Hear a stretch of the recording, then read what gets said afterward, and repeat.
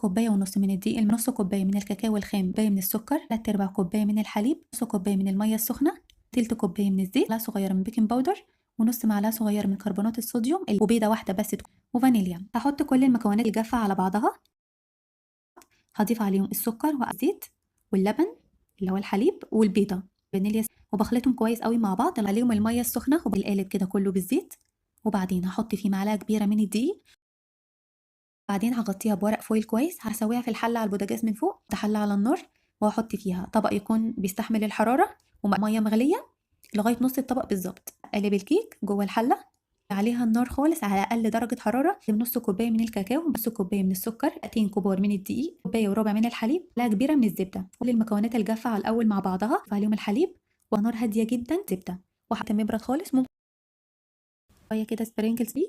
جربوها وقولوا لي رأيكم تحت في الكومنتس. وما الفيديو الجاي، وباي باي.